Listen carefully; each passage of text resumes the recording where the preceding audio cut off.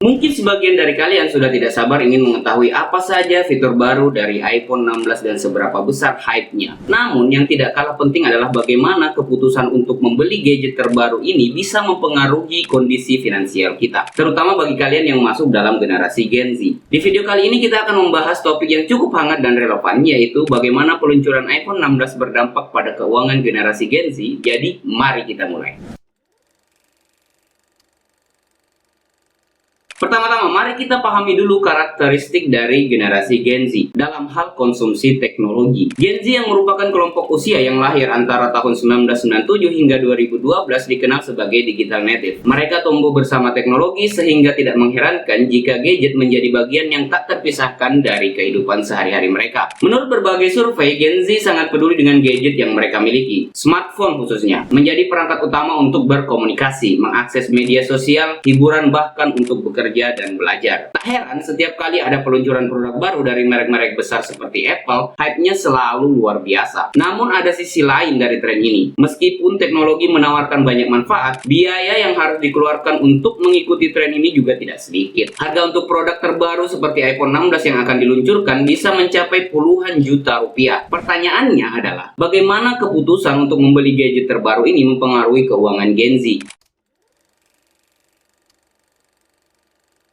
Saat ini, iPhone 16 menjadi perbincangan di mana-mana. Dengan fitur canggih dan desain yang lebih modern, banyak yang tertarik untuk memilikinya. Namun, harga yang tinggi tentu menjadi pertimbangan utama. Menurut informasi yang beredar, harga iPhone 16 bisa mencapai lebih dari 20 juta rupiah untuk versi dasarnya. Bagi sebagian besar Gen Z yang masih dalam tahap awal karir atau bahkan masih berstatus sebagai pelajar atau mahasiswa, jumlah ini tentu sangat besar. Ada beberapa skenario yang mungkin terjadi akibat keputusan untuk membeli iPhone 16 menggunakan tabungan atau dana darurat. Bagi mereka yang sudah memiliki tabungan, keputusan untuk membeli iPhone 16 bisa menguras simpanan mereka. Lebih buruk lagi, beberapa orang yang mungkin akan menggunakan dana darurat untuk memenuhi keinginan ini. Hal ini tentu berisiko, mengingat dana darurat seharusnya digunakan untuk situasi tak terduga, bukan untuk konsumsi barang mewah. Yang kedua, menggunakan cicilan atau kredit. Pilihan lain yang sering diambil adalah membeli dengan cicilan atau kredit. Meskipun terlihat lebih ringan karena pembayaran bisa diangsur, ini tetap menjadi beban finansial jangka panjang. Bunga kredit atau cicilan juga bisa membuat harga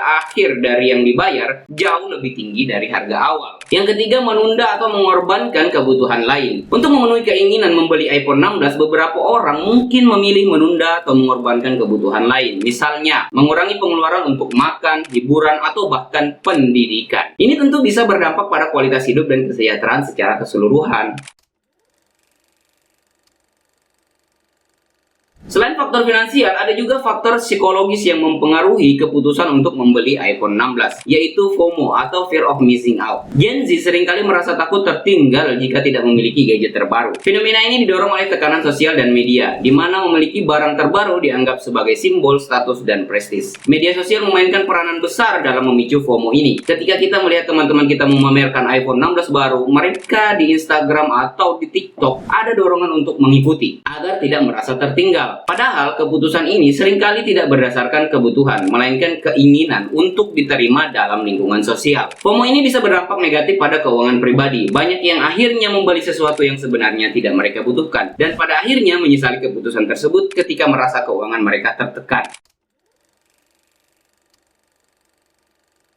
Jadi bagaimana kita bisa mengelola keinginan untuk memiliki gadget terbaru seperti iPhone 16 tanpa merusak keuangan kita? Berikut beberapa tips yang bisa membantu. 1. Evaluasi kebutuhan versus keinginan. Tanyakan pada diri sendiri, apakah kalian benar-benar membutuhkan iPhone 16? Apakah fitur-fitur barunya benar-benar penting untuk kebutuhan kalian? Atau hanya keinginan semata? Dengan jujur menjawab pertanyaan ini, kalian bisa membuat keputusan yang lebih bijak. Yang kedua, prioritaskan keuangan. Sebelum memutuskan untuk membeli, lihat kondisi keuangan kalian. Apakah kalian memiliki tabungan yang cukup? Apakah ada kebutuhan lain yang lebih mendesak? Ingat, membeli barang mewah seperti iPhone sebaiknya dilakukan jika keuangan kalian sudah stabil dan kebutuhan penting lainnya sudah terpenuhi. Yang ketiga, manfaatkan barang yang ada. Jika kalian sudah memiliki smartphone yang masih berfungsi dengan baik, pertimbangkan untuk tetap menggunakannya. Teknologi terus berkembang dan selalu akan ada produk yang baru yang rilis. Tidak perlu terburu-buru mengganti gadget setiap kali ada versi terbaru. Yang keempat, rencanakan pembelian dengan bijak. Jika kalian benar-benar ingin memiliki iPhone 16, cobalah untuk merencanakan pembeliannya. Misalnya, dengan menabung secara bertahap dan membeli tanpa menggunakan kredit atau cicilan. Dengan perencanaan yang matang, kalian bisa memiliki gadget impian tanpa harus mengorbankan keuangan jangka panjang.